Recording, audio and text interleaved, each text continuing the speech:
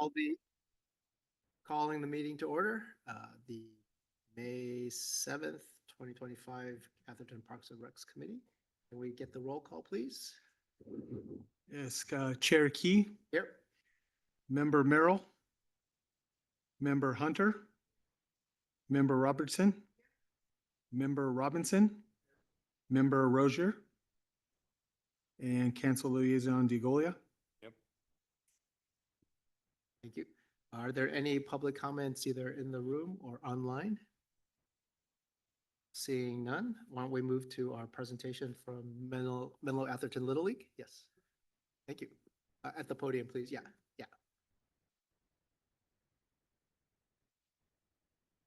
Test. That Can you hear me better? I can hear you, but not sure if it's, yeah, that'd be fine. How's that? Yeah. Better? Great, good evening. Thanks for letting us present to you tonight. My name is Ryan Braniff. I'm a Little League volunteer board member. All of the board members are volunteers, parent volunteers. They're not paid for these roles, but it's a great community, and I'm the minors commissioner. I'll tell you more about our structure, but the minors division plays at Holbrook Palmer Park. So I've got an 11-year-old in Little League. He's been playing for the last, 4 years, and it's a great community, and we love the facility and just happy to be a part of Atherton and Menlo facilities. So thank you for having us. So I'll give a little bit about a brief overview of what the Little League's all about, what our mission is, and then some of the structure and the community impact, and then some of our concerns and needs in the future, and hopefully just keep this brief. But just to give you an update on who we are, we're a youth baseball organization established in 1949. So we've just celebrated our 75th anniversary last year. The league's dedicated to providing a fun, inclusive environment for kids with a focus on baseball skills, development, sportsmanship, and teamwork. We're an affiliate of the Little League International organization, so it's a worldwide organization that has very structured rules of play for all the individuals. We serve youth age 4 through 12, focus on skill development, community involvement, and fair play. We're serving players from Menlo Park and Atherton, some portions of Redwood City, and East Palo Alto. So the whole, district of Atherton, township of Atherton is covered.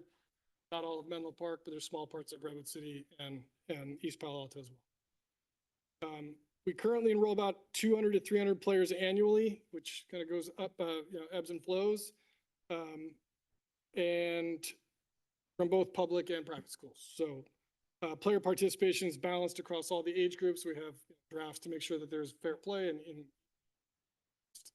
fun outcomes for the kid.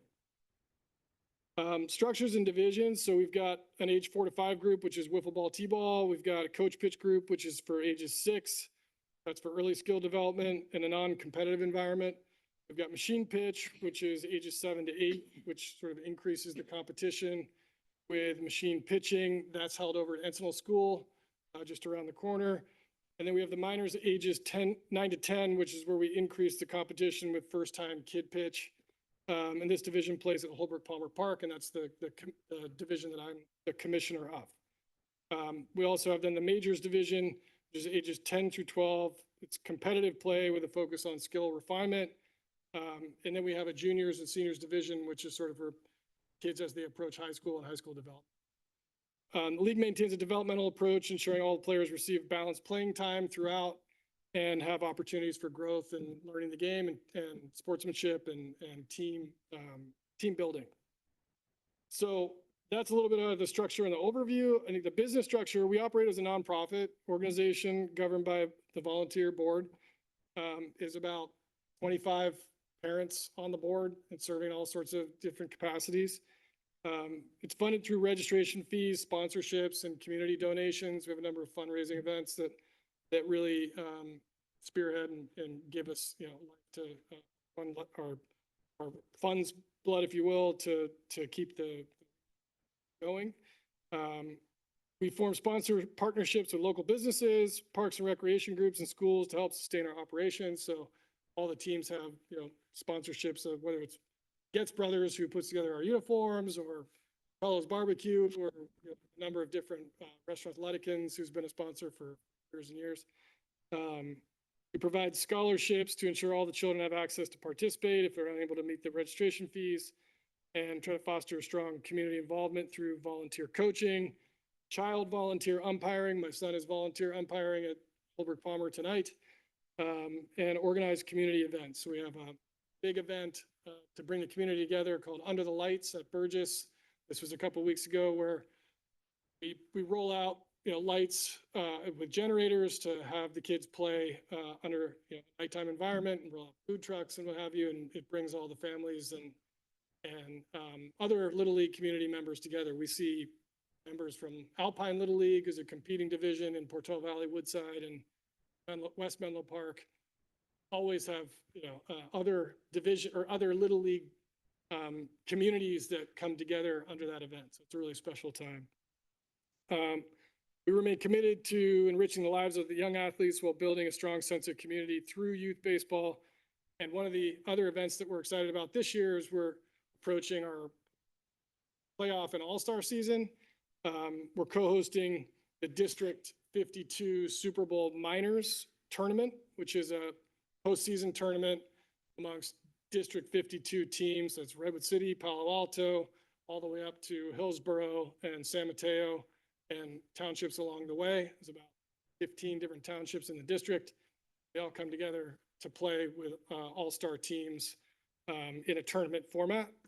We do the majors level and the minors level, but this year the minors will be co-hosted at Holbrook Palmer Park on July 13th through the 18th. So we're very excited about that and grateful to have the facility.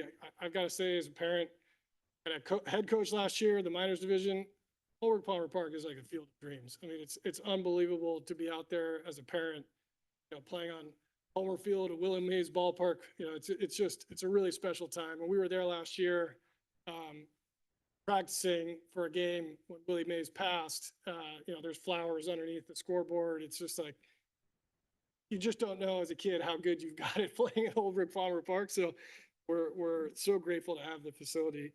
But that all said, the facilities itself, generally for MA, I think generally great at Holbrook Palmer Park. The scoreboard operation and maintenance, I think we had some bulbs out. They were fixed very quickly at the beginning of the year, so we appreciate that. Will's done a great job. He's got the painting going on, just keeping the field, pristine. My only kind of one minor concern is we have some signs out there for, during the baseball season, there's no pets allowed on the field, which we appreciate. Oftentimes there's members who just bring their dogs out and we have to deal with consequences of that. But it is what it is. I'm a dog lover. It's tricky because we can't lock the dugouts. So that's one thing we do at Burgess that we might consider, as a means to just try to keep people. Other than that, I mean, the irrigation leaks and repairs, I think it's been great. It's been very prompt. Really appreciate it. It's generally just a wonderful place to play. Couldn't really have much more to ask from a field maintenance perspective. I think do a really great job. One thing that we would love to do though in the future, we're doing over at Burgess, is we've just installed a Starlink internet access service to be able to stream games. So we've got, this is amazing feature for grandparents and other parents who can't make it out to the ballpark.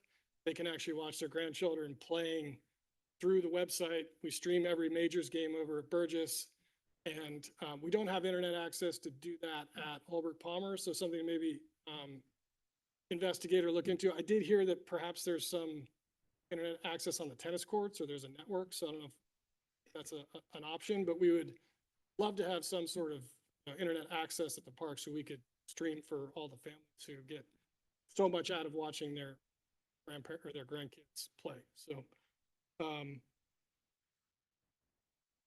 I also understand, so we have continued exclusive use of the baseball field during the months of February through June under our current lease agreement. I understand we just signed a new lease agreement for an additional 5 years. So we are committed to that.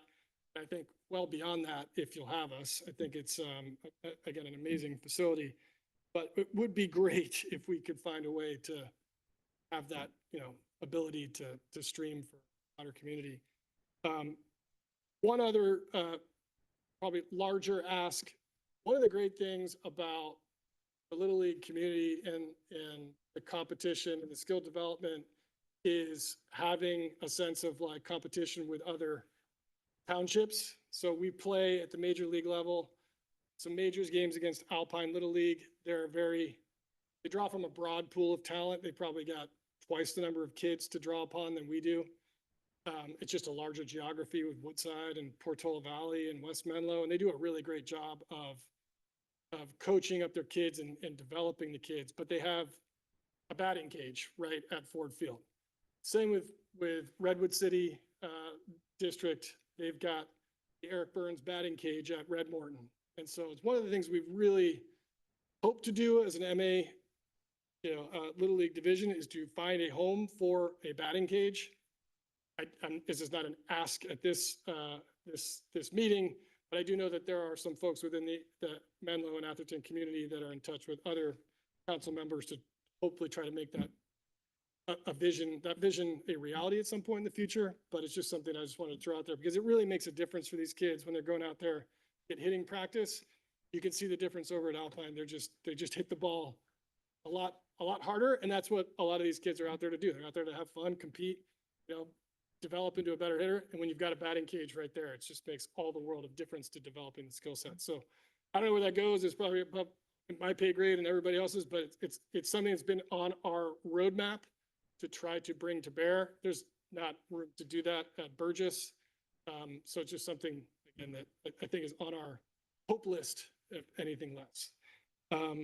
But small ask is really around internet access. That would be a massive game changer. So that's all I really have. I don't know if there's any questions about our organization. All I can tell you is it's been great joy to so many different families that really enjoy just coming together and seeing their kids have a good time. It's really just a joyful experience. And for me, I honestly, it was never, my track record in volunteer work is not the greatest, but with this organization, I'm just all in and I've given so much time to it over the last 2 years that it's near and dear to my heart just because all the kids have so much fun when we see them all come together in this community. So it's especially at the facilities like Holbrook Palmer, it's just a really special place. So that's all I have. Thank you for the time. I appreciate any questions about the league. I'd like to make a comment. I Yeah. have a grandson in Austin, Texas, who plays Little League. Yeah. And I understand as a grandma how much I miss him. Yeah. And understand with this Starlink because they have that.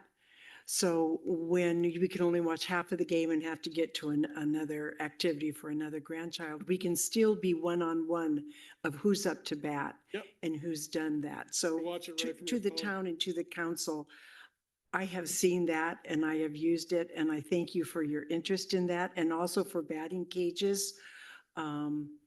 Where my grandson plays in Austin, there are two, there's like 6 fields, but there's a double batting cage where the Right. kids go to warm up and they're there up to 40 minutes before a game Yeah. just to warm up.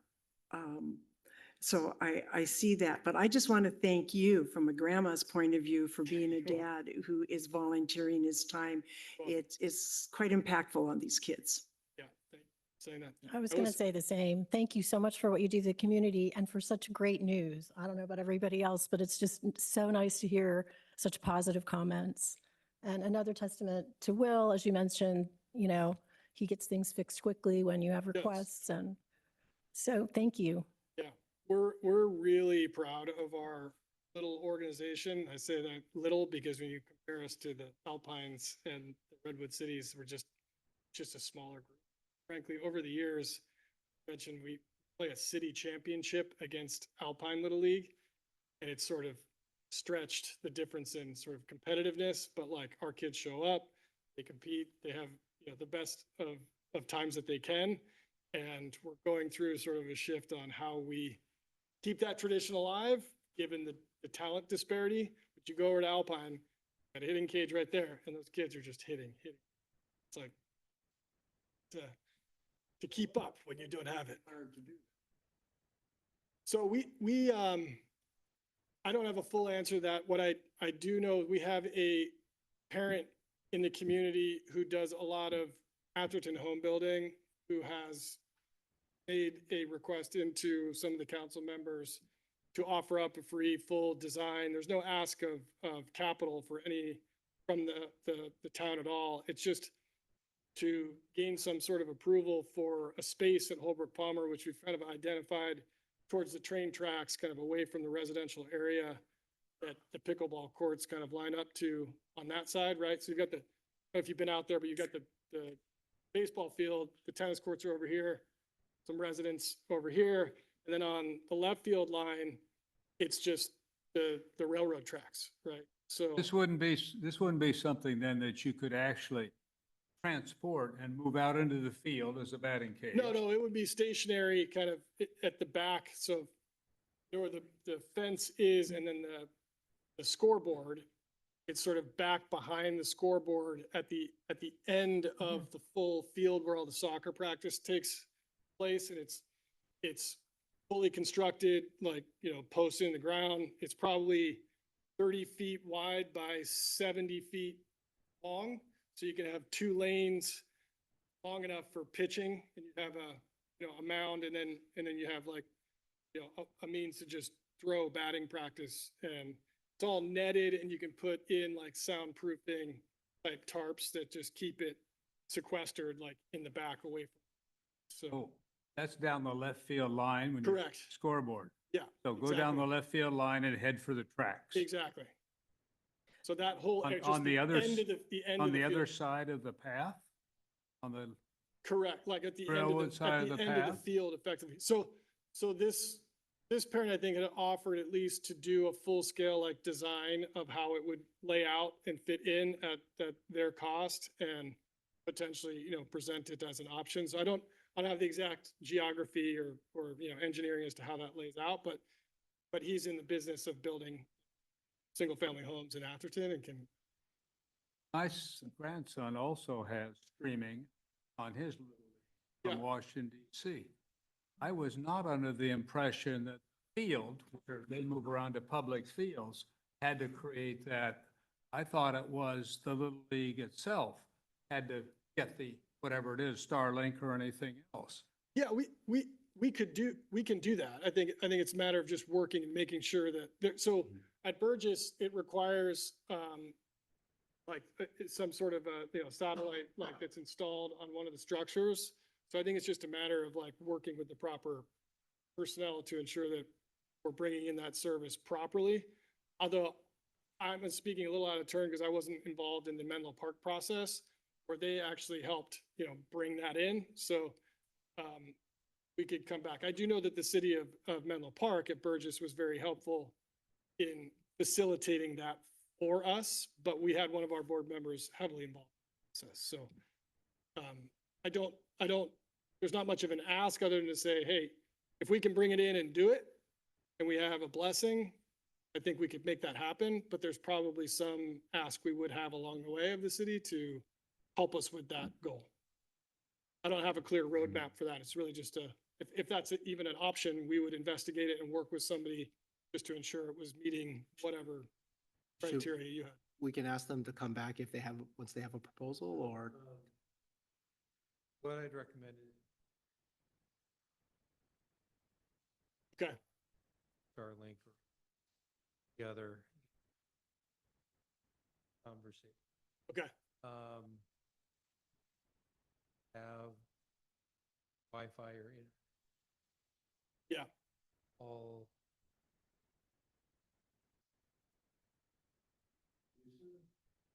I don't know if you're thinking about some sort of cellular connection. Or if think we have been in conversation about having Wi-Fi at the park, but that's not.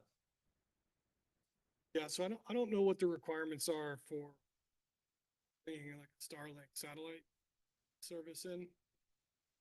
But what I would I can suggest get is that flush that information, out and yeah. then we can pass it on. Okay. Yeah, sounds good. Thank you very much. How for your many, time. how many players, how many athletes you have in your Yes, organization? it has ebbed and flowed over the years, but we've got a little over 200 this year. It's definitely, attendance is down a little bit this year. They changed some of the rules and can sort of shift into different districts. And I would say that some of the better, more competitive players have sort of gravitated away from MA to the Alpines and not as much Rapid City, but Alpine is a very, very competitive program that really gives the kids, a greater chance of playing high school baseball, frankly. I think we've got plenty of kids that come from MA Little League that go to MA High School, but you've seen families that are very, rigorous about their child's development tend to go in that direction. So we'd love to try to bring that back. But one of the draws, frankly, is they've got a hitting cage. Majors Park. So it's like offer better facilities, which we ought to be able to do in this community. It would go a long way to drawing more attendance back to, but it's a smaller geography, so it's Go ahead, Rick. I think that if you guys want to propose a batting cage, you need to be very specific about where it's going to be. Yep. And 30 by 70 feet sounds large to me. but, Yep. Just have to.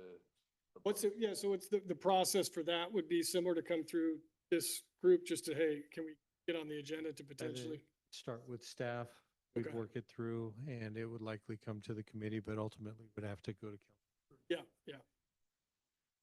Okay, well, we'll start with the Starlink. That would still be a huge. Go from there. Okay, thank you. Thank you all. I really appreciate it.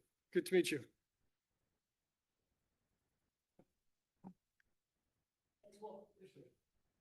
What was that, Robert?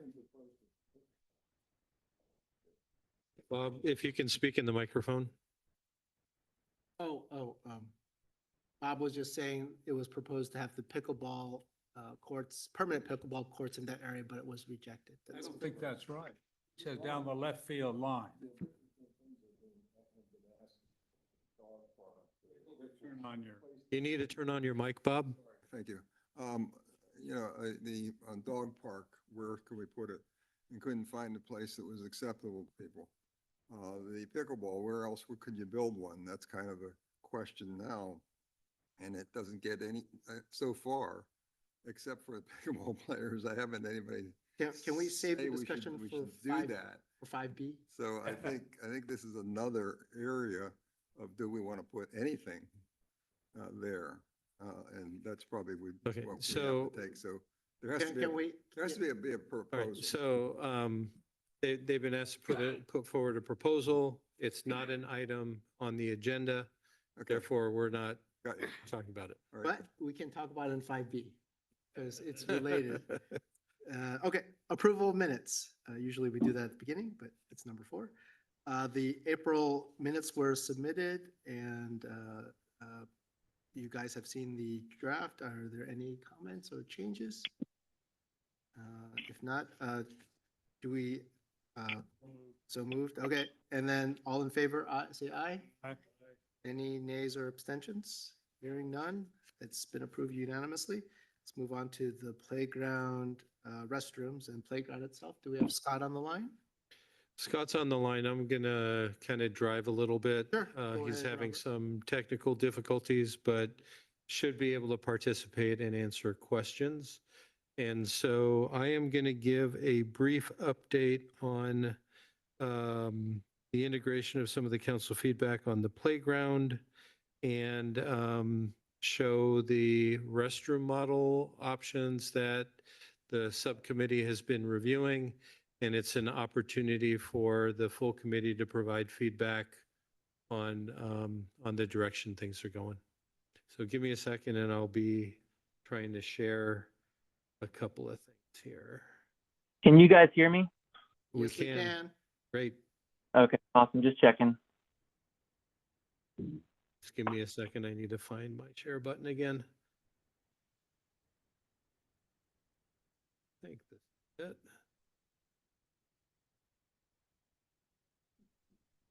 Forgive me.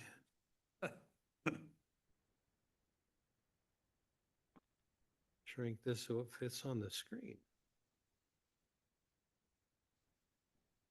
There's usually the minus, the plus minus. Yeah, I have just, Wrong one, aren't we?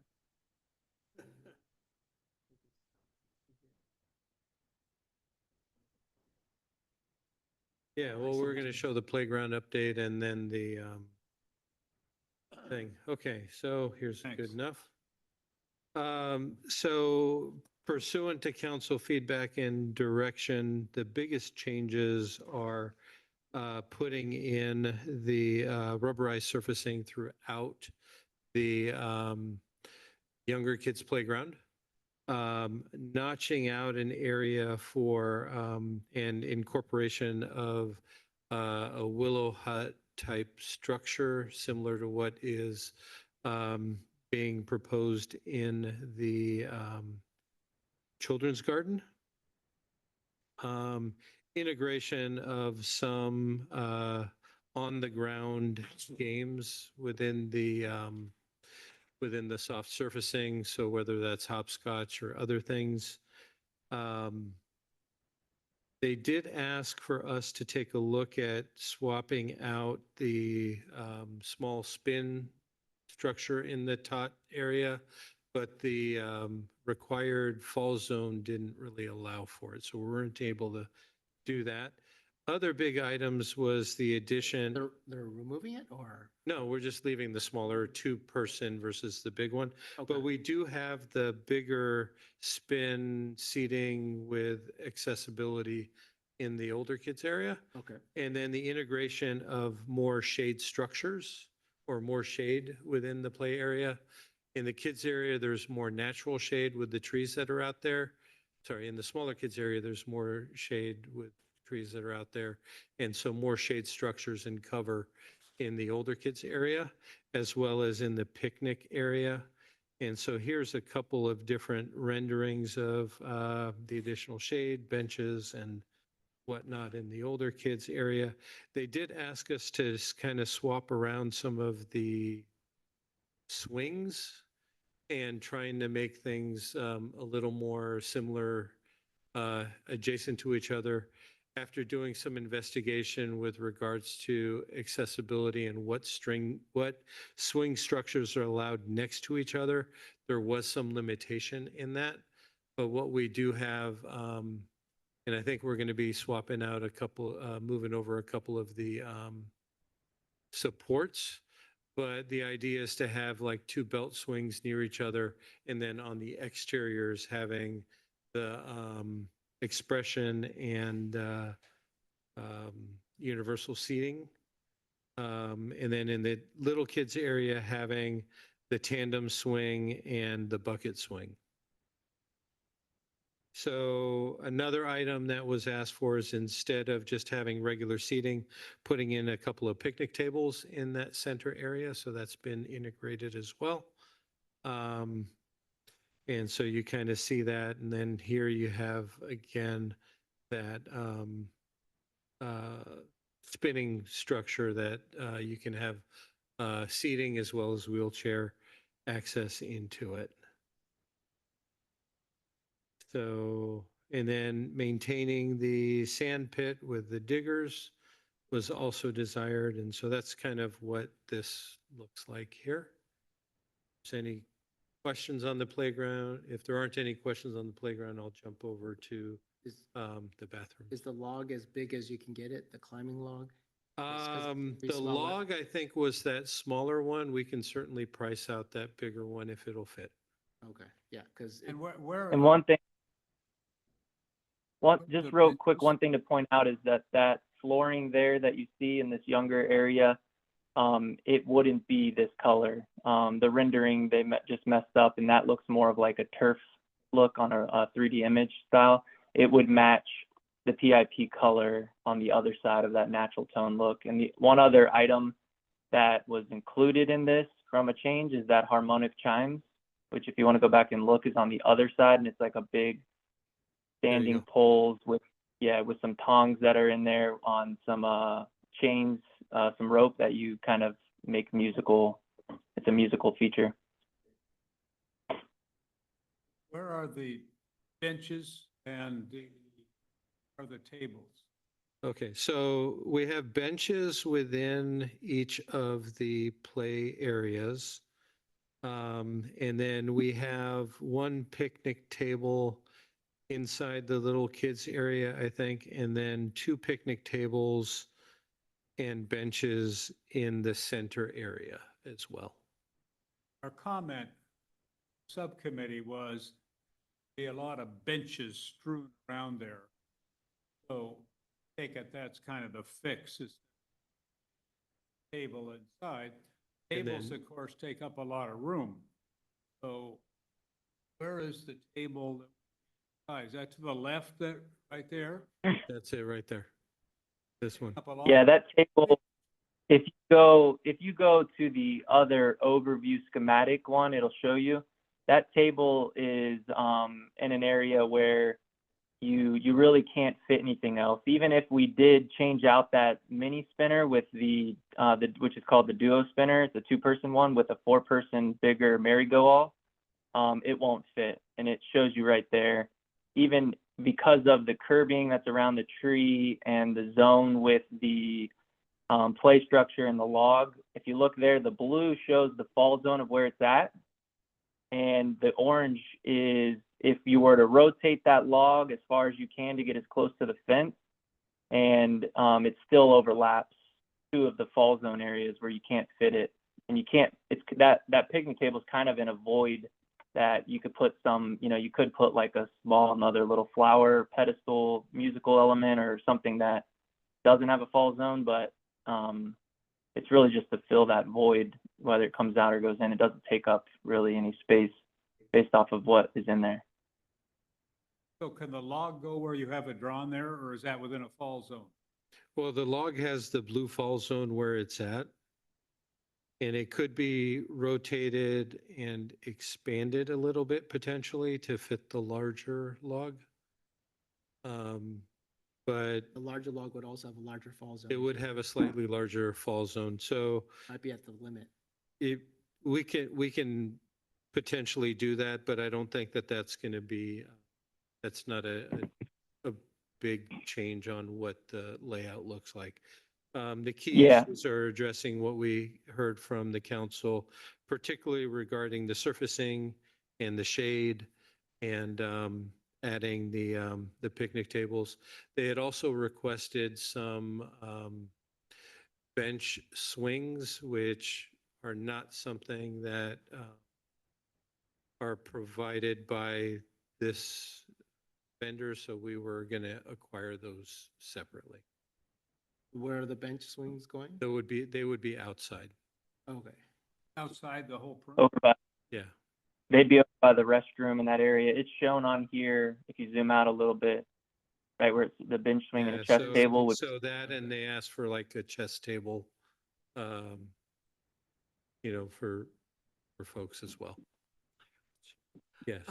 That center area that's kind of covered where the one picnic table is that rentable or is it or No, only the table? this is solely for use for the playground. Oh, good. There Okay. is a full picnic area that is rentable outside of the playground.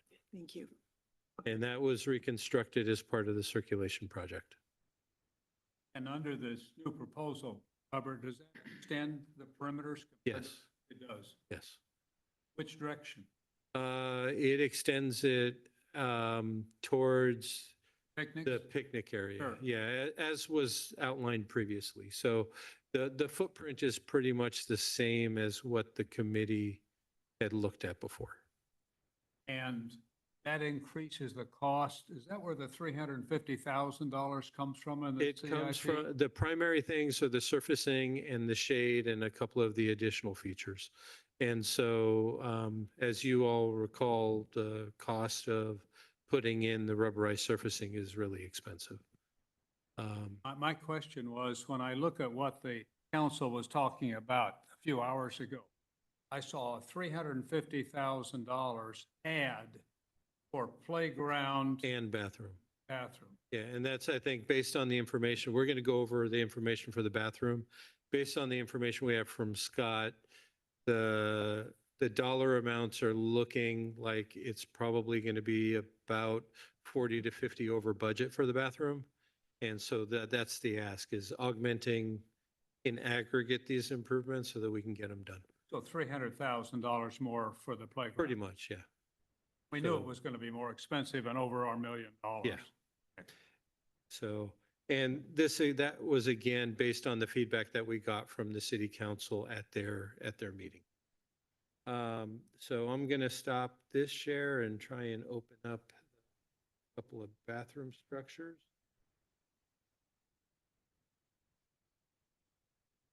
My computer sometimes acts a little.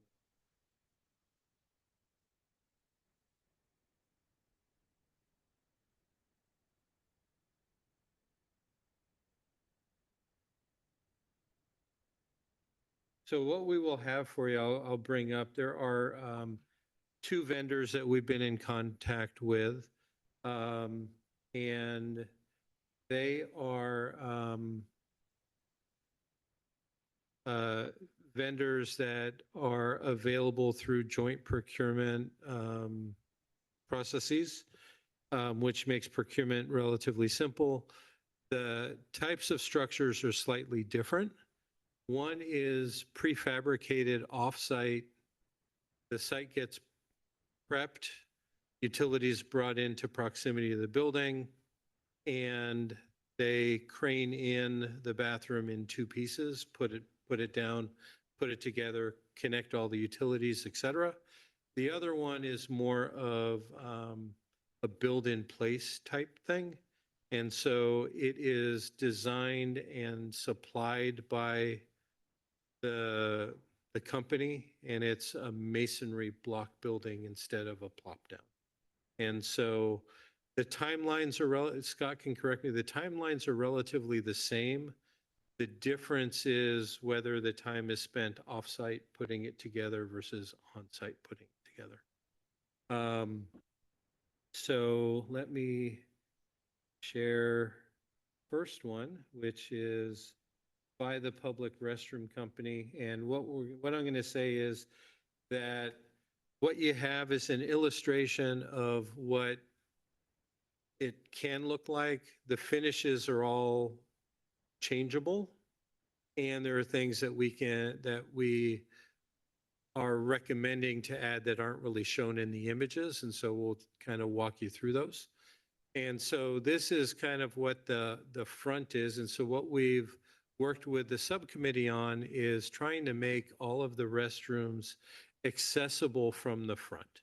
In previous renditions, the family restroom was actually in the back and you'd have to walk along the side. And so through the iterative process, we now will have in both options 3 doors in the front, one for men's, one for women's, and one for family and accessible. Robert, this is the one that is built on site? No, this is the one that gets hauled in. This is the Public Restroom Company. See, okay. Okay. And so one of the things that we've been talking about is right now you kind of have shielding on the entry.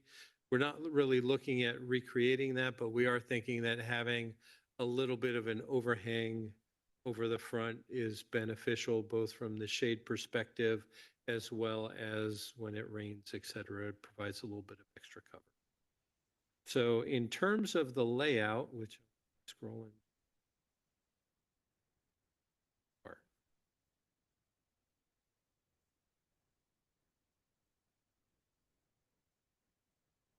There we go.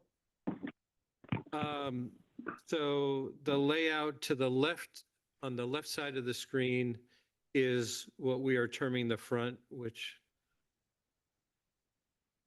sorry, my technical are not as.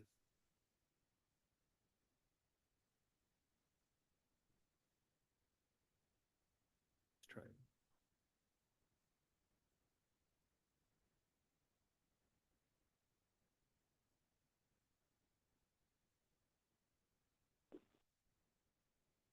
Okay. So the front being on the left side of the screen, as you face the building, the men's room on the left, the women's room on the right, and the family room in the middle. Access for maintenance, et cetera, would be from the side. And so that's that side door at the bottom. The area that's listed for storage is not technically intended to be storage, but could be where we house the pump system for the bathroom. And so we basically have two options. One is to try and contain the pump system inside, similar to what we have at the Little League bathrooms, or have it outside like we do now. And I think our preference is leaning towards the inside, which is easier accommodated in the public restroom company option than it is in the other one. And so you'll have three stalls in each. One ADA stall in each of the two restrooms. In the men's room, two urinals at varying, one at regular height, one at lower height for little kids. And then in the women's three stalls, there'd be two sinks with a hand dryer and changing tables to the restrooms. And then you have in the family restroom a lower toilet and changing table and sink with a step stool, I think. For 88 toilets, are they different height than regular toilets? I think they're a little closer to the little kid's height. Okay, okay. As long as there's a lower height one, regular Somewhere, height one, yeah. for kids, it'll be good. Yeah. So we have that, and then on the front of the building, in both instances, drinking fountains and a bottle filling station. Aesthetically, again, we have options in terms of finishes. We are thinking to stick with that more natural wood look with a metal roof. And so you have, these are the elevations, the front elevation and then the side elevation here, and color the rendition. See here, back. So the back is basically going to be a plain back, plain side on the side. And so again, this is kind of what that could look like with kind of a siding. Or a siding, and then they also kind of have a shingle look if that were desired as well. And this restroom is also a block, concrete building. It just has the lap siding application for the This is concrete block that's lifted in on the truck. They comes in on a truck and then they lift it and place it with a crane. You see the block on outside or inside? No, that on the outside it's covered with the wood, and then on the interior we had some finish choices that we had talked about that would cover that up on the How interior. about as in well. the storage room, for instance? The storage room, it doesn't matter. Well, I mean, you will have the block on the inside. Yeah. Yeah. There's no point in dressing up the storage area. So this is Romtech, and I think, go ahead. Yes. Storage room big enough for a low-income house? Frank, turn on.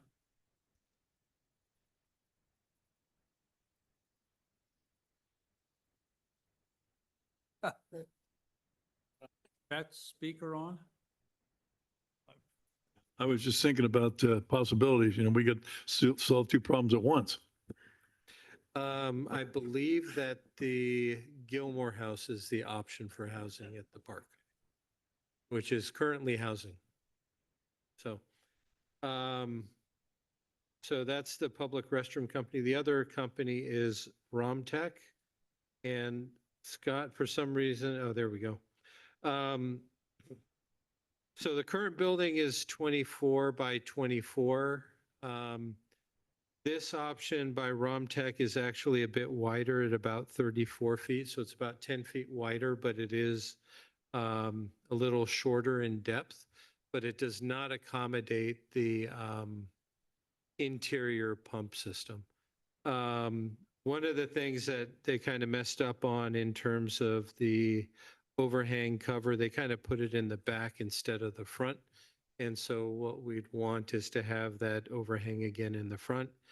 The utility chase is a little different in this one, and that's why it's a little wider. But again, we're looking at 3 stalls in the men's and in the women's, as well as the family restroom. Again, there are finish options, and so what we were looking at predominantly was, again, the lap siding, similar to what we have on the other one, as well as a metal roof. And again, the overhang is a bit larger than we had wanted and on the wrong side of the building. We'd want it on where people can 12 come feet, in. right? On this one, it's showing 12. I think we're more inclined to go with something like 6. I don't The think other we, one looks like it's 3 or 4. yeah, so they both need a little bit of tweaking. I think we're thinking somewhere in that 4 to 6 range.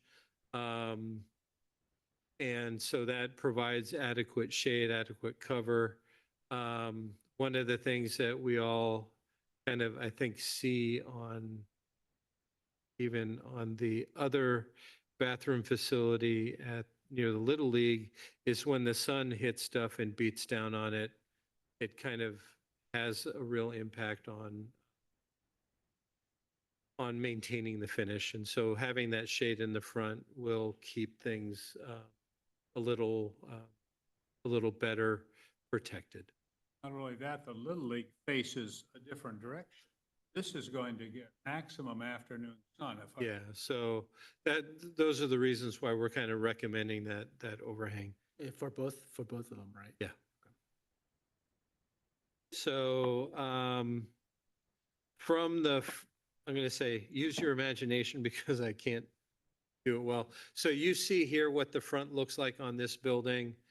It shows kind of that straight lap siding or shingle on the upper, but what we would want is it to be more looking like this one here at the top where you have that cantilevered shade structure. And so you take the bottom of the one above and the top of this one, and you kind of get a better sense of what this one would look like. And so those are kind of the general overviews. And so we're looking for input from the overall committee. We've received input from the subcommittee. They're welcome to share that. I thought I covered most of it. What's the budget on these? The aggregate budget, including the demolition, site prep, bringing in the extension of utilities and replacement of the entire pumping system.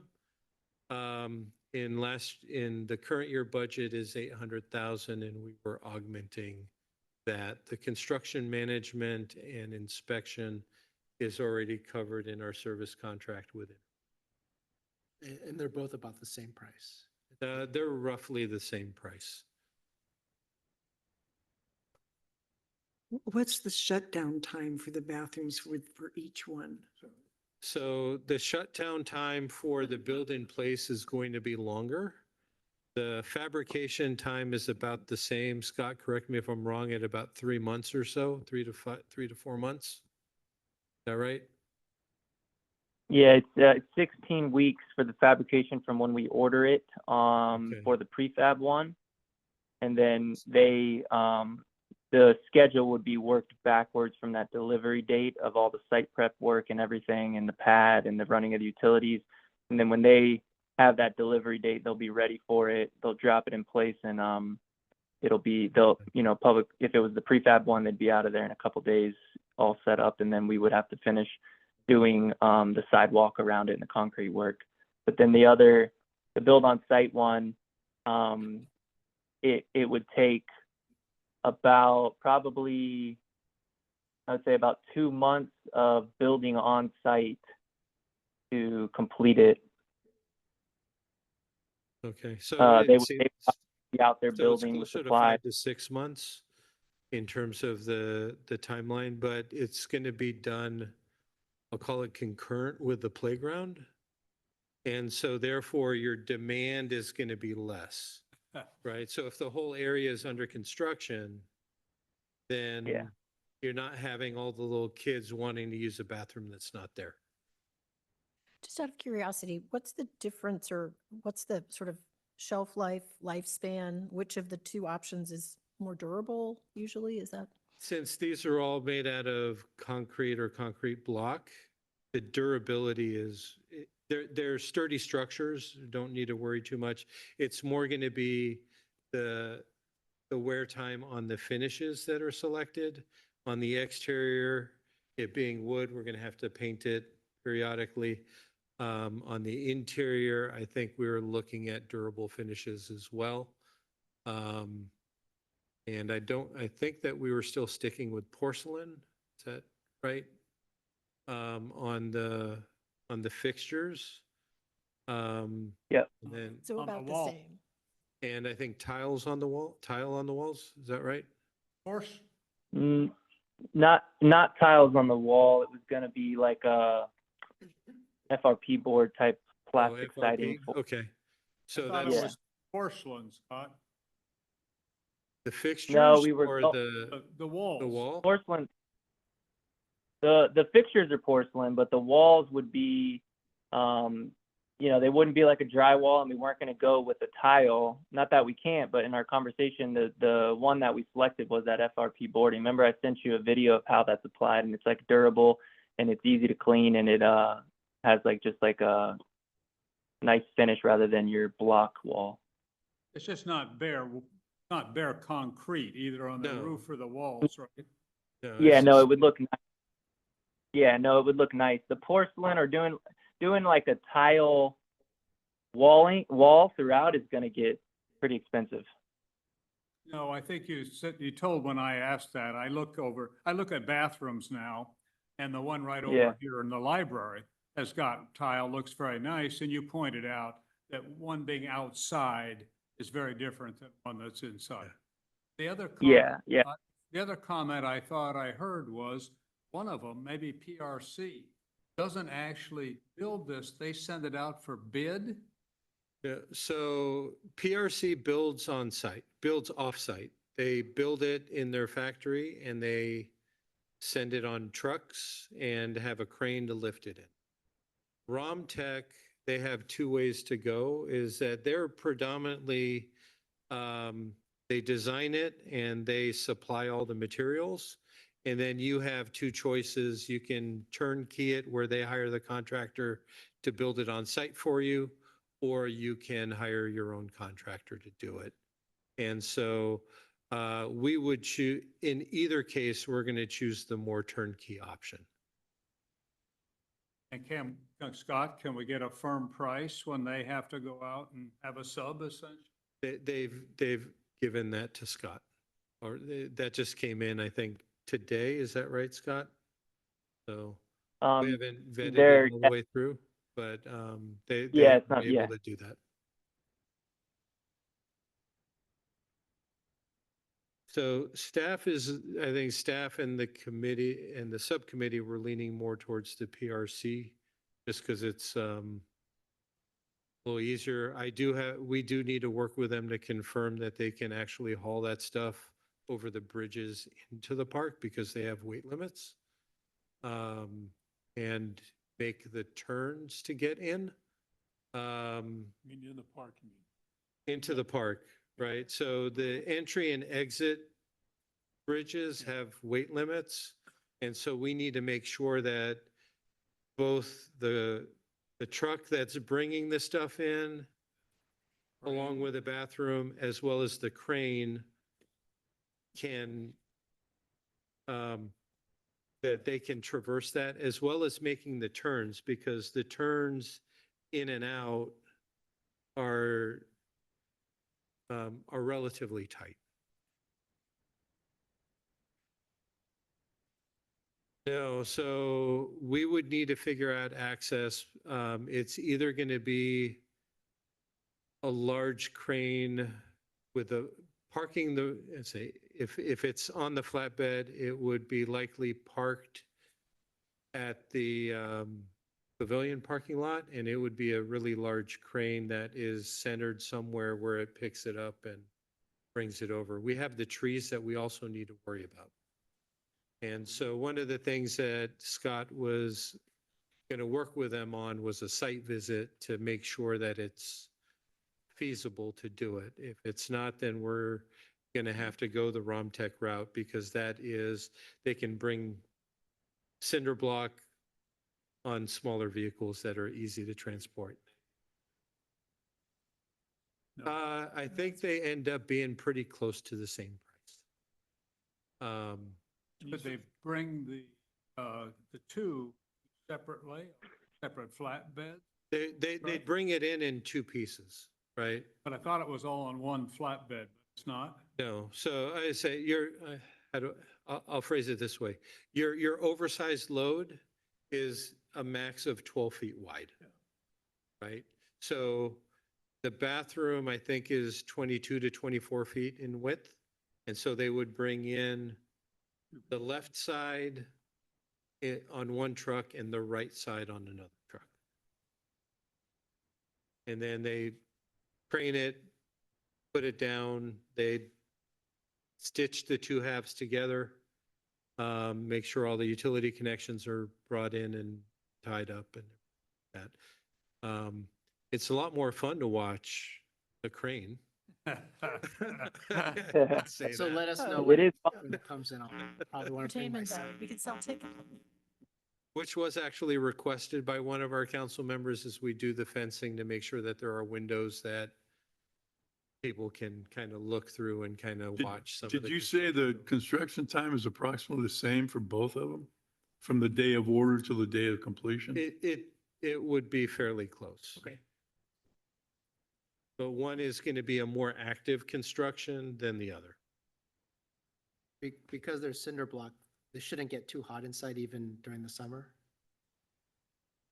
It's all on ventilation. I think both of them have the breezeway up at the top Okay. to allow So the heat will for, rise and then it'll kind of dissipate out with the breeze. yeah, but in the summer, Can't help it. it's going to be hot.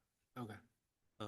And just to point out, to paint a picture, the Romtech one is going to be, it's going to be more of an actual construction site with a bunch of material, and they're going to be forming the foundation and, you know, putting all the plumbing through and doing everything there on site, building it up and doing everything there, as opposed to the other one is going to be, you know, just prepping the pad and waiting for that building, which will have the foundation and everything already on it and manufactured off-site and just dropped in. Could we put any fan or anything short of AC in Yeah, I mean, we can certainly look at having a fan. The thing is that it's going to be constantly running. there? Meaning that it's either that or it's on a motion sensor. So the lighting would be codes are now that the lighting is motion sensor. You don't want it on when nobody's there. There are the potential also for, I think the PRC one has the ventilation mesh so that you can kind of get that cross breeze through.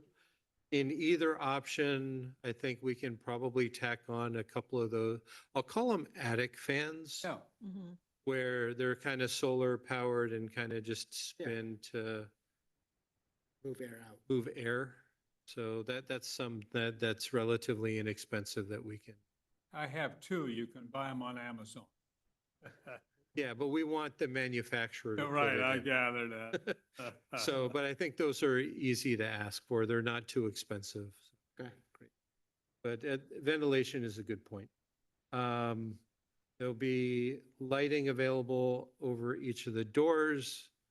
Not that we have a late need, but we do have events at the park, and from a safety perspective, having lighting over the doors is just good common practice, so. I don't know if there's any feedback that you all want to provide in terms of what the layout is. I think that we were trying to settle on not shrinking the number of units. And when it comes, so not that we have super huge demand, but when we have large events and people rent out the picnic areas, sure that there's enough facilities for them. You know, the big events that come to mind obviously are, we have our movie nights, we have, what do you call it? The music in the park, and National Night Out is always a huge draw. So, And and Earth Day. so it seemed to me, we need Scott to arrange that site visit ASAP. That's going to, in my view, trigger where we're going to go on. So, And I've already started that conversation. whatever color we want. What was that? I said, this is, paint is easy. I mean, we will what we will do, I think that we've gotten feedback certainly from the subcommittee. We're hoping for some additional feedback from the rest of the committee that we're going in the right direction. I think the next things are, as Walt said, is validate whether or not PRC can actually haul in, and then getting basically finished tables, color tables for selection so that we can kind of button the rest of the design up. Yes. Oh, do we have any hands raised? No, I think you were saying Scott was. Oh, Scott. Scott, did you have something to add?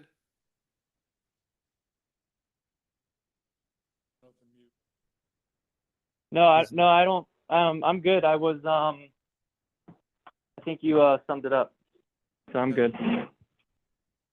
Okay. So, are we, next month, are we getting the final proposal to vote on, or? I what's your think what we'll expectation? do is I don't know how quickly Scott can get PRC out.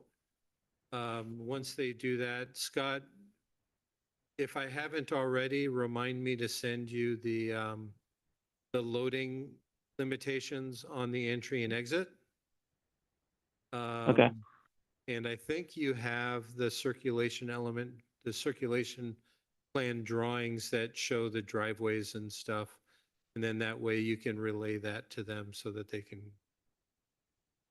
better. Yeah, and I've already set up a meeting with them for Friday, just to discuss those items, to go over basically the park and their routes and those types of things. And then I'm hoping by maybe the end of next week I'll have, I'll find out from that meeting if I'll be able to get a site visit confirmed with them and have that information so that they can 100% have confirmation that they don't have any issues or concerns.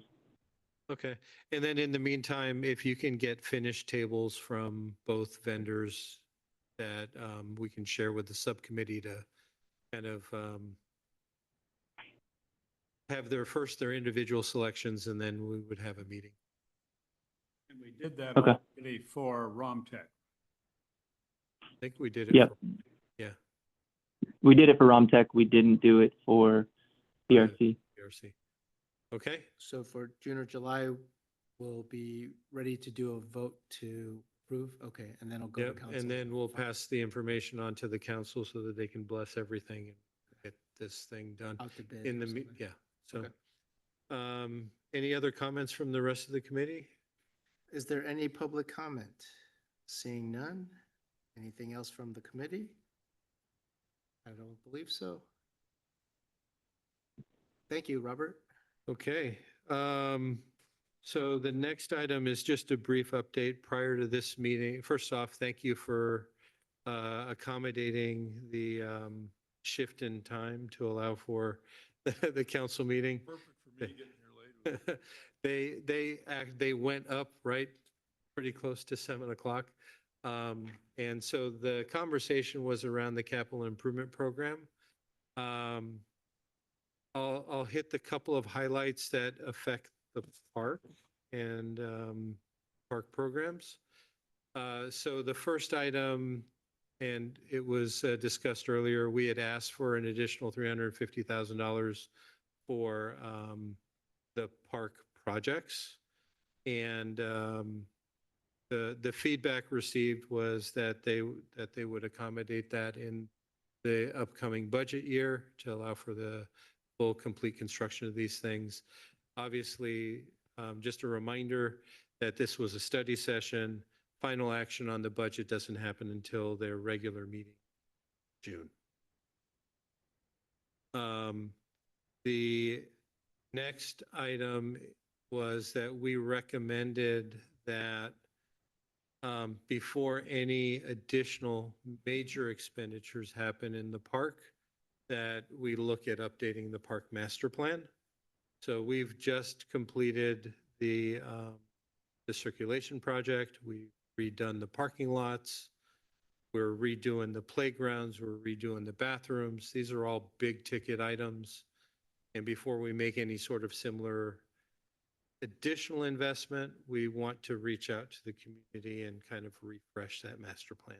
So is it being moved to this coming fiscal year? No. Okay. So the feedback from the council was it's probably going to be 2 to 3 years out before we do that. Okay, but that means we're on a hold for any major projects between now I'm going to say that's major projects. That's not to say that we're not doing improvements. So we're, with Will's hard work and coordination, the Jennings Pavilion, hopefully you all have walked through there recently.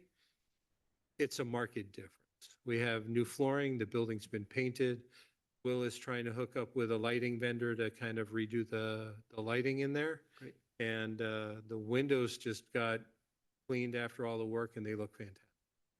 So a lot of hard work there at the main house. Both upstairs and downstairs have received new flooring. The art room, I think, is being painted right now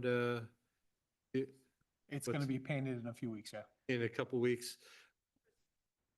in the art room or? in the- Hey, Dorothy? The floor looks magnificent. I don't want anyone in there anymore. You're talking about the art room? Yeah, Okay. it's very So- nice. It's very nice. No, we've been in, we've only had half a day of classes. We're trying to cut back until after the painting. Because the hauling stuff back and forth is hard. Yeah. So we want to keep it easy for everybody. Yeah, so odds are for the painting, they'll kind of just smush everything in the middle and. That's what I was gonna talk to Will about that on site. So Will's doing a great job of coordinating that and making these things look good. And so there are other things, and I know that Walt and Frank, you'll be hitting on kind of the stuff that the foundation is looking at later on. And so there's always the ability to look at small investments. It's just staff doesn't really recommend kind of doing something big before we kind of reprioritize with the community. It's important. So on the information that I had, that council, there was $350,000 for the master plan for next year. Yeah. So that's been postponed. It's No, on there for okay, next. So what it was a list of new potential projects not prioritized by year. Right. It was just a list of recommended projects for the council's consideration for programming over the 5-year CIP. Well, it was And- prioritized by year, stated for the next fiscal year. Secondly, on there was for new projects, $1 million for the carriage house and $200,000 for the sign work. Can we view that as a kind of a small item that we might get done before the master plan? At this point, the recommendation is not to make that kind of investment until like I say, first off, I'm going to say, we need to get what we have on our plate done. And it's not a small thing to get done. But before the council makes another $1 million investment in the park, I think they want to make sure that what they're thinking lines up with the community. The other item that was on that list was the potential donation of the clay court conversion. The council's kind of put that a little bit on hold. I think, Rick, if you want to talk about that, you're going to reach out back to the donor to kind of get a sense of a couple other options. Yeah, what was brought up was not converting the clay court, but leaving the clay court, which Michael Jessup would like. And there was one public comment that supported that. But instead looking at putting 2 pickleball courts where the handball court, the wall is over there. And I don't know if the donor would support that or not. I have to ask her. But that's one thing that will be explored. Okay. Rick, on that issue, on October, when this was decided by Wait, what do you mean this? one astute, pickleball was, one astute councilman, i.e. you, made the remark that when we approved the Sundays and so on, that maybe a donor would give money for the new pickleball courts. Never suggested we took away a tennis court. Part of that was because those tennis courts were given for tennis only. And so I have talked to Michael. I negotiated with Michael to do the Sundays to start with. But as Robert can tell you, we never got to any firm information on how you would build those pickleball courts. Would it be ask Robert to explore, would it be about the same cost, ripping up a clay court, making it to a tennis court, taking court 1 where you have to do a fair amount of work, pull out the nets and so on and put in pickleball. So maybe if the cost is about the same, maybe your mysterious lady might be interested. That'd be my hope. It's possible.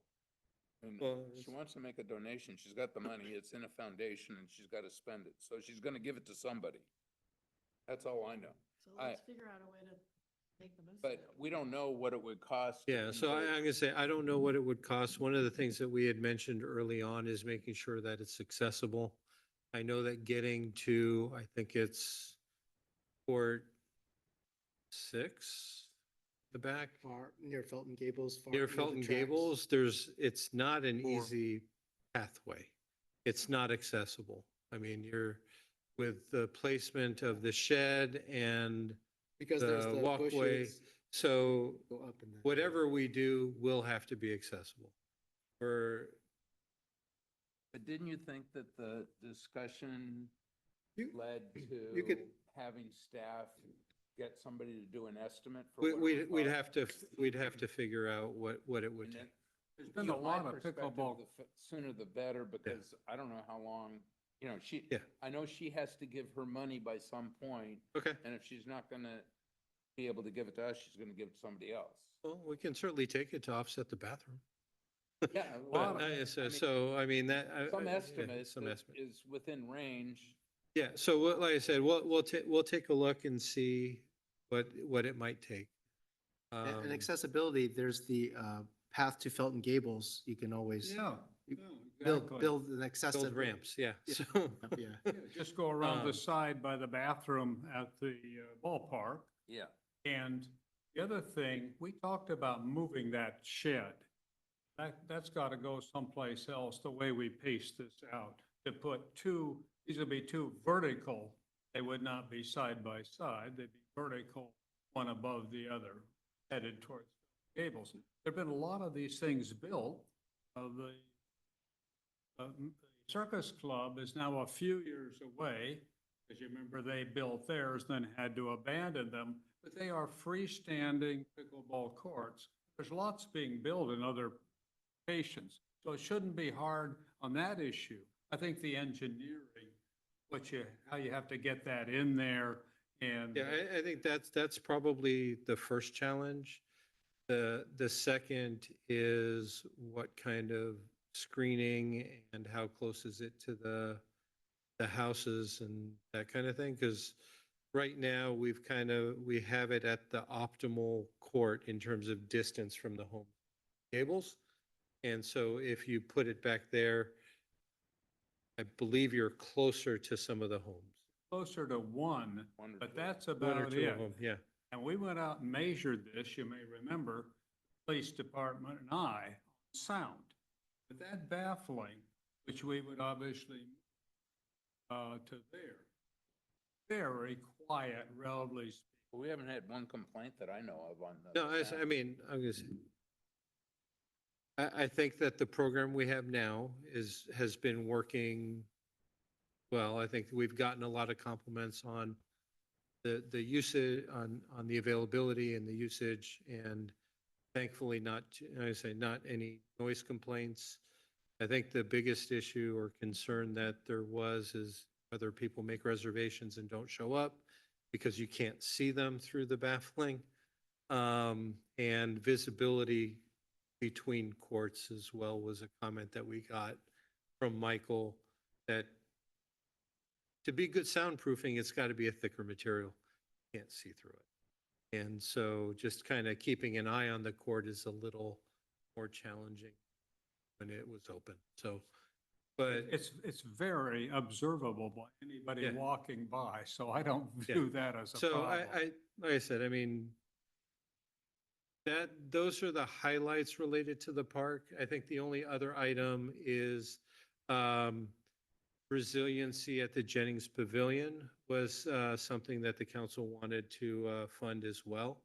And so we'll be looking at solar and battery for the pavilion, it being our secondary, it's noted as our secondary emergency operations center. It's a potential sheltering spot in the case of emergency. And so having that be a resilient building is another item that. Okay, so it came back. I have a question. Go ahead, Robert. What is the proposal for the clay court? One more time? The current clay court, what is the proposal to? Right now, there is none. It's to keep Well, it. Actually, it was at the council meeting, it was stated that the clay court's never been in better condition. That there's no problem with the clay, And that who it's said- who playing said- who extremely well. Said that? Robert, Okay. Okay, I just wondered Mi- why Michael- Michael why said I've that. fallen and gone 4 inches into the clay. The Recently? last 2 times I've been on the court, yeah. 4 inches into the clay? Yeah. Because what happens is the water just builds in one place. Now, Michael, I brought that up. I was the one that said, hey, we should convert the clay court because we can see how many people are signing up on all the courts, and it's a very small number of people signing up on the clay court. but But the there feedback are was, people that need to practice on clay for tournaments. that's And right. so there are 2 or 3 people who play clay tournaments. They play on our clay court. And they play on our clay court prior to going to the tournament. So we're keeping a clay court with Michael, with a couple of people that play on clay in championship type play. And I just have to question whether we're giving more time for people to play or whether we're doing something that is okay.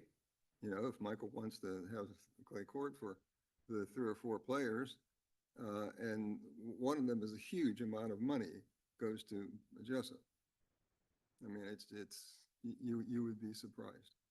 I looked at this over the last 2 months, 17 different people played on that clay. That does not count, I think, for Michael. So he uses it, obviously. So we did talk to Michael about this. When you hear the foundation report, we discussed this at length with Michael. And he made the same comment that it's working fine and that of that, particularly in lieu of losing Court 1 entirely. In other words, rather keep the same, because the proposal that Rick first heard, I understand, the woman donor says, we will eliminate the clay court, make it a tennis court, but only take Court 1 away from. No, it wasn't a requirement to take Court 1 away from tennis. It was a requirement to Right. make one of the courts a permanent or 2 Exactly. permanent pickleball courts. That's true. I probably thought of the clay But court. the natural thing was to leave the pickleball courts at Court 1 because they're furthest away from the housing. Right. you add another hard court, you could make the current pickleball court Another more, hard. you can use it all the time. Well, the discussion of the council was to refer this back to this committee. So I think the committee can have any opinion that the committee wants to have, and it's appropriate to do so. Yeah, so that'll be coming back at Well, another meeting. We can discuss it now. It's on the agenda. We're 5B. So if we want. Is- No, what Is what the I'm issue that getting there's a at is short- that there's still some investigatory work that needs to happen. And I think the recommendation, let us do a little bit, at least a little bit of due diligence. Okay. And it'll come back to the committee for discussion. Okay. Yeah, my interest is to move it as quickly as possible Yeah. because So we've got one is to somebody who's find out willing the- to fund it. The and donor. That's not gonna stick around forever. Yeah, yeah. Take advantage of that when you have the opportunity. Just So a quick question. Is the issue that with the clay court, that there aren't enough hard courts, that they're always full and you can't get on them, or is that not an issue? And if it's not an issue, then what difference does it make whether the one stays clay or doesn't? I stay? guess- I believe it is an issue. And you'll notice if you go to the reservation system, you'll see how many days Michael has to use that. And it also is overflow because when you have 197 hours used by pickleball on court one, then you need to have some other way to play during that time. Okay, so then doesn't that suggest, and I know we need to, that if the clay court has to stay, that it, makes the, building the two pickleball, the vertical pickleball courts where the handball court is that much more, that would free up the courts for tennis. It seems like it would resolve whatever issues. Right, that was our solution. Okay. That was discussed wanted to make actually sure I by the understood. council in October. Okay, thanks. So one is finding out the donor. What are the other things the staff is going to find out about? We're going to have to do a little bit of investigatory work. I mean, I don't even know what the dimensions of that. Oh, to see if we can fit in the Pickleball. back. I don't know how much room we have in the back and that kind of stuff. So we I- need to, I've we done need a to kind know of a what'll rough fit. estimate. It feels like it'll barely fit. Maybe you might have to get rid of the vegetation. That's there's back going to have, I'm going to say, there's going to have to be work. I know that The- for, The depth of a pickleball court is could be the width of a tennis court. So you could fit two, and if you got rid of the shed, three, but then if you got rid of the shed, you need to regrade that part. The other, besides the wall, the practice wall, it's relatively flat. You still have to do some grading, but it's relatively flat areas. Well, I'm sure that the surface, the concrete surface needs to be redone. you have to remove everything. Yeah, yeah, yeah, you gotta Sure. dig it out, yeah, So- yeah. Take it all out and Yeah. start again. But you don't have any, the trees are far enough back that you could probably fit things Yeah, I in. think that'll fit. Yeah. And Is there anything you wanted to say about the clay court or anything? Because I know you have Oh. been not so happy about the playability of the court, and we're thinking Yeah, of, I mean, I played on clay for 10 years Yep. on a clay court, but the clay court was kept, had somebody every day keep the court good. It had the proper water put on the clay, and it was always good to play on. So it's a great court to play on. I've probably been playing because I played on clay for 10 years. It really is easy on your body. So I have no problem with it in terms of having a court. It's So- much easier to play on, particularly when you get as old as I am. but you're Thank not you. playing on, you're not playing on this court because of the, Oh, okay. Okay. Yeah. Do not want to take a fall. I don't want to fall, so I stay off the court until Michael convinces me that it is safe. Okay. Okay. Okay, thank you. Is there any public comment? If there's no public comment, is there anything else we want to talk about on the capital improvement program? If not, we'll move on to 5C. So this is my item. So I just wanted to let the committee know, a couple months ago, we didn't have a quorum. A couple of you were sick, so we could have a meeting. So I've asked the town clerk, they're probably asking the town lawyer, whether we could just have a meeting, but not have any votes, but still be open to the public, still have, we could still have people do public comment. We just can't vote on anything.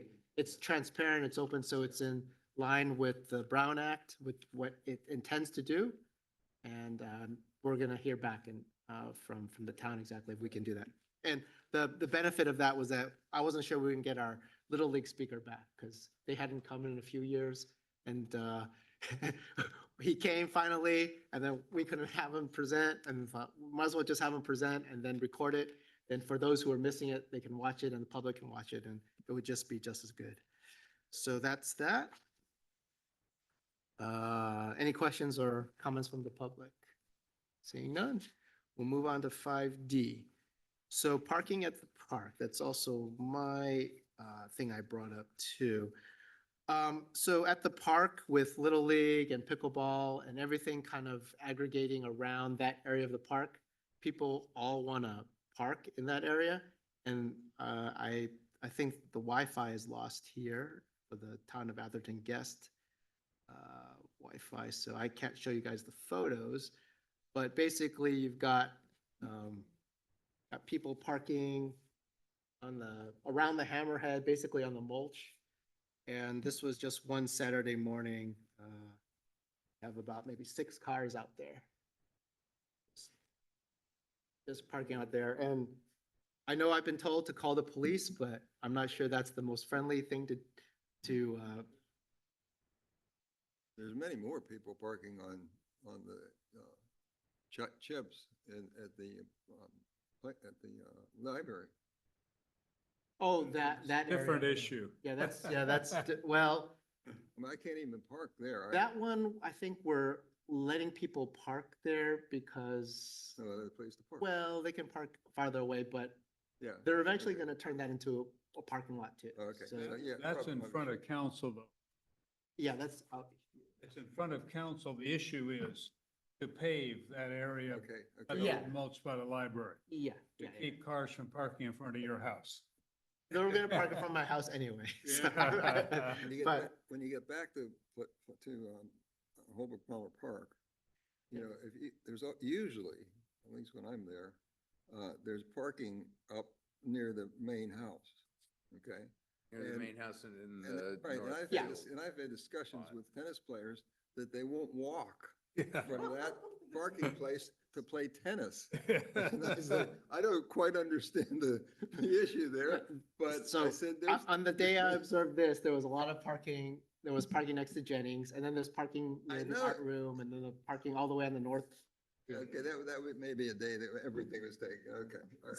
So No, there was may, parking available there. There was parking available there. Yeah, there's still parking, there usually is. Every time I've looked at it, there's been Yeah. parking available. You just have to walk. So I walk. The only way you're gonna stop people from parking on the dirt is to give them tickets. right, or No, I have maybe I have a a suggestion. warning, you know, for a month. That's your. Put a warning on each of these cars saying there's So- additional parking on the other side of the I park. have a better Please utilize suggestion, it. where we don't need to ticket people. I'm inspired by my Atherton neighbors. They, you know, if they don't want people parking out in their, next to their curb, they'll put furniture, lawn furniture on there, big rocks, benches, you know, random stuff. So if we put near the hammerhead, just rocks along, large boulders along the edge, people won't be able to get through. But if they want to get through, they're gonna go damage their car, right? But what is what is it that's such a problem about it? Just to Uh, understand. people shouldn't be parking on the mulch. I mean, it's not good for the tree. It compacts the Yeah. ground so Okay. the roots can't absorb So- and air and stuff. What do they do, Dorothy?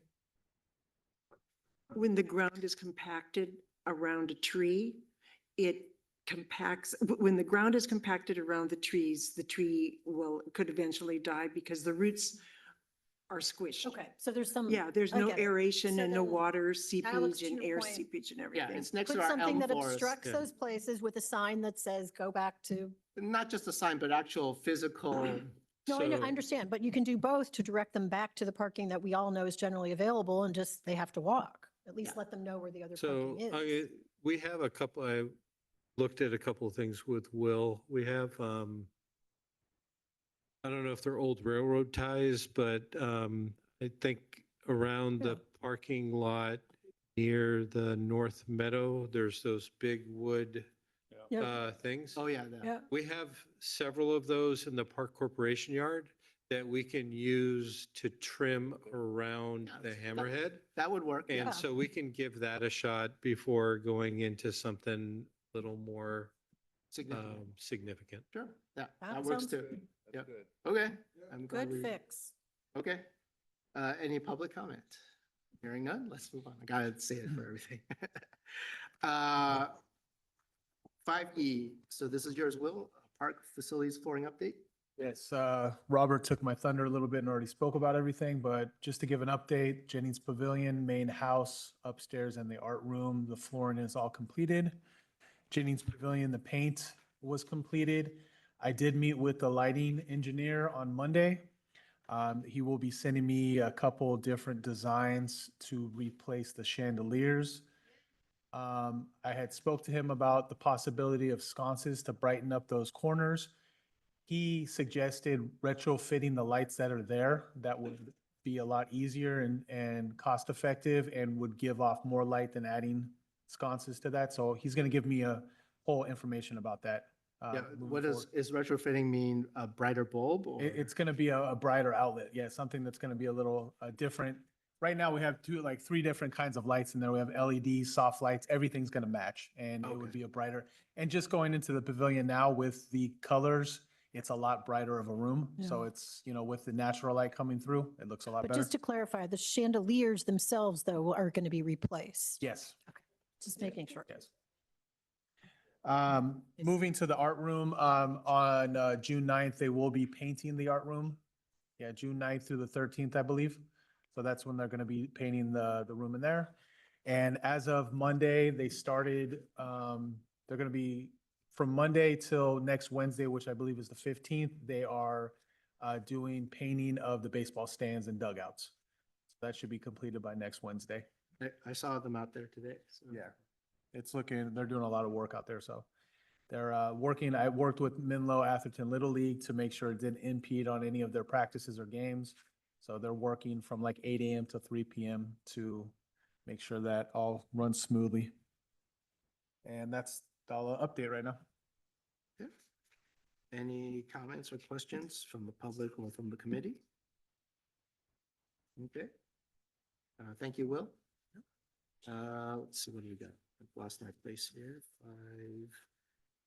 5F, Brightview. Yes, so the quality assessment is in your packet. If you have any questions, please let me know. Are there any questions? Comments, public comments? No?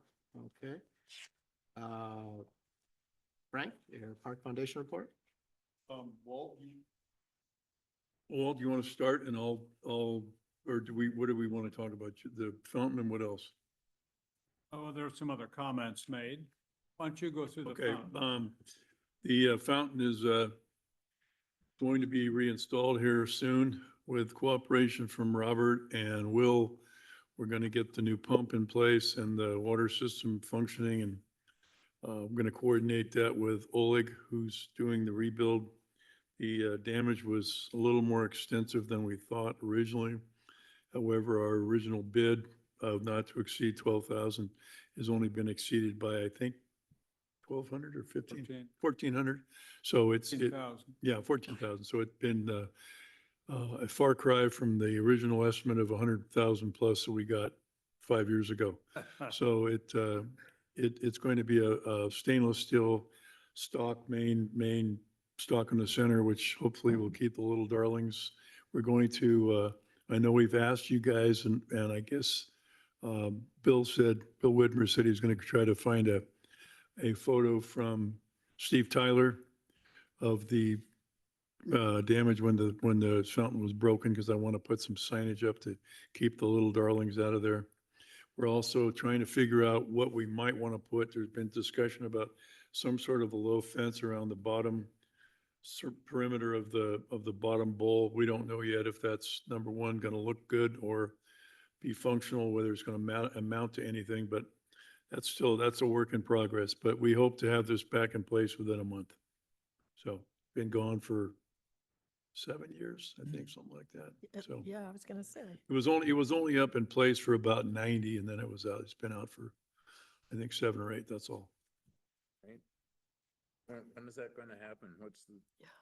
Aren't real sure yet. I've got to get a hold of Oleg on Monday. He asked me to call him on Monday. He'd have a better idea on Monday because I told him that he needs to coordinate with Robert and Will. So I spoke with Oleg and actually went out and talked to him on Monday. Oh, you did? Yeah, they've already refinished the bottom of the bowl. Yep. We flushed the line to make sure there was no clogs or anything. Everything's working correctly. I've ordered the pump, I've ordered the filter. Everything should be here hopefully by the 14th of May, so in the next 2 weeks. So once that's all done, we can start implementing and doing the plumbing, get the electrical all set up and be able to get it all done. So I'll coordinate that more with Oleg, but I am in touch with him.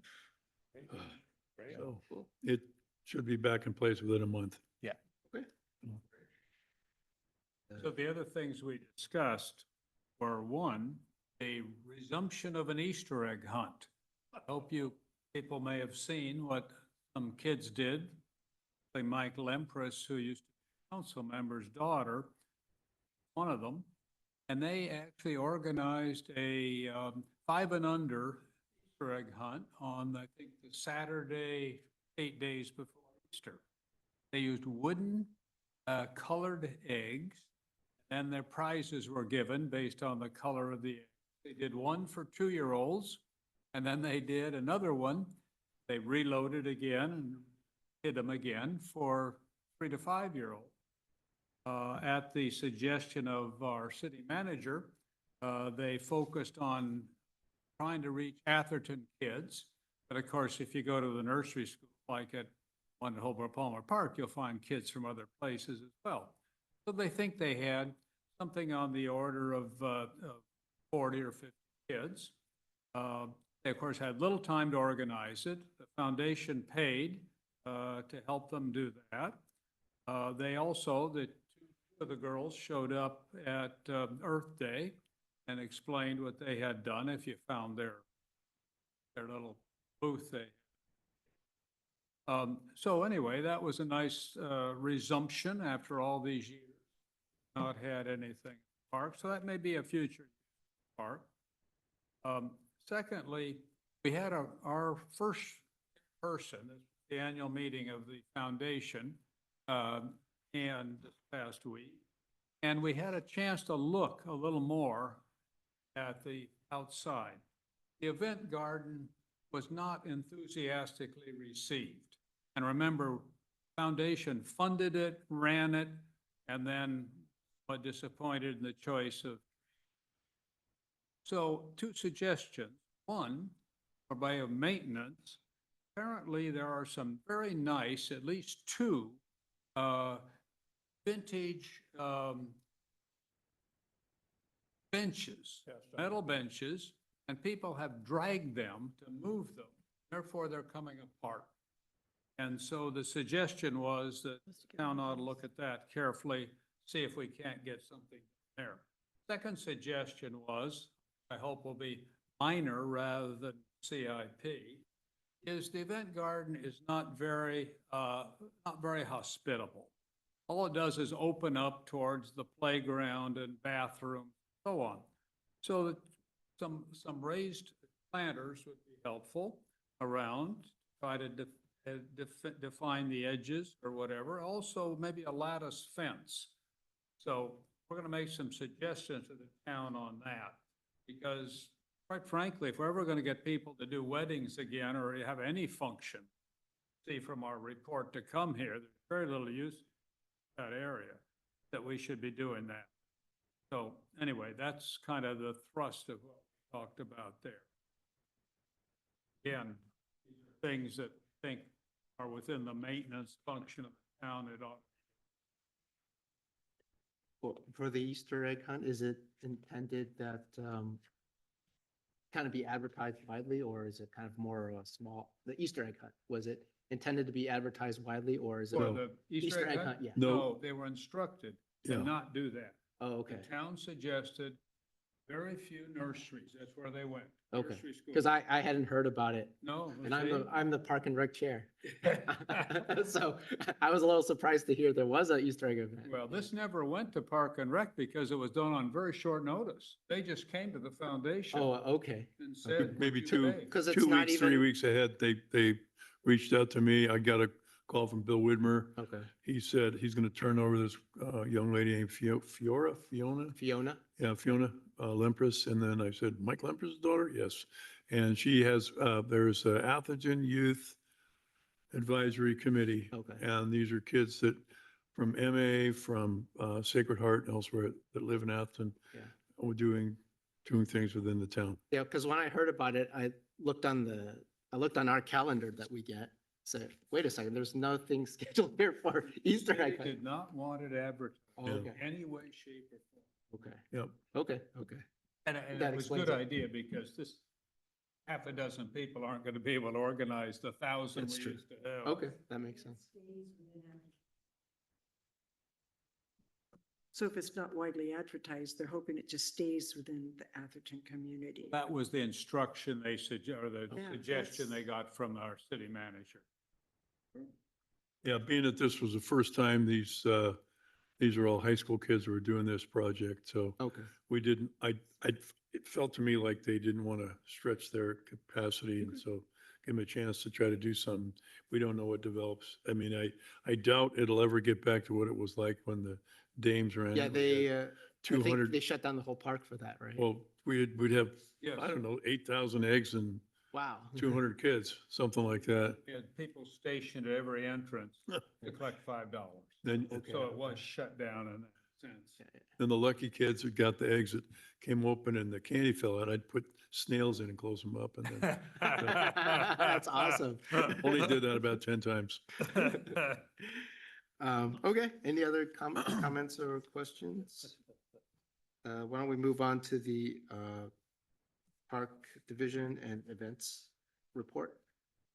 Yeah, so for the facility rentals, picked up a little bit over the last couple months, warmer weather. We've had a couple rentals in the North Meadow Children's Picnic area and a few small events in the Jennings Pavilion.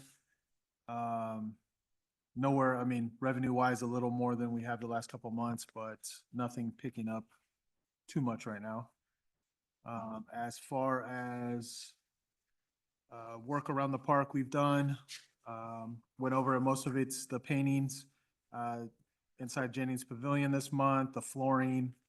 We did some touch-up painting inside of the Jennings Pavilion kitchen. We replaced some broken areas of the North Meadow bench, some graffiti work. Because of an issue with the playground bathroom flooding, we had to remove and reinstall the sand in the toddler playground area.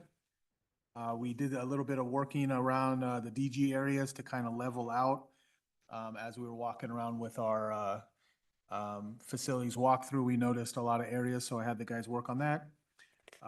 Other things, of course, we had the waste events at the park this month. We also had Earth Day and Arbor Day. And yeah, and everything else is attached there. As far as tennis, you could see the usage and everything. I think pickleball went up a little more. Clay court hours are still low. But yeah, everything's inside the report if you have any questions. Okay, thank you, Will. Are there any questions? Let me encourage you, Will, to have them double their efforts on the DG. There are still some really bad spots. Yeah, they're working on it. I will not even Just, walk down the parallel to granted, Watkins anymore. You're talking about the areas of irrigation, right? I don't know what causes it. I don't think it was installed properly, might be the suggestion. But there are muck there. If it's not muck, it's dried. so there's Decomposed. holes, it's dangerous. So it's just not very good. Thank you. Secondly, the steps going up to the second level of the main house from the backside Mhm. are terrible. Looks like the termites have eaten most of them or whatever's happened, so you might want to take a look. Okay, thank you. Is that next to the elevator? Hey, The next to the elevator? The, Next elevator, okay, exactly. okay. Hey, Will, is there anything future as far as the scheduler that we used to have and the RFP that went out forever. Nobody ever, Oh, you're talking about the event coordinator? yes, Yeah, we're working on, I don't know if the RFP went out or yet or been done yet, but it's in the works, yes. okay. Is there been any sense from you guys as far as just the floors being changed and the Jennings Pavilion and all the rest? Has there been any more interest with things in general? Or is it? I think because of the lack of, assistance with like an event coordinator, it's hard to show that off and showcase it. Yep. But I think once we start getting people in here and they see it and by word of mouth, it's gonna grow faster. And then hopefully Gotcha. we'll get somebody to be able to, Okay. advertise that kind of things. Thank you. I'm just going to interject. Because we don't have staffing, we're not advertising. And so the event coordinator, part of their job is to advertise the availability, schedule showings. And so it's more, for lack of a better way to put it, either word of mouth or folks that are already been using it. And that's pretty much staff-wise our limitation.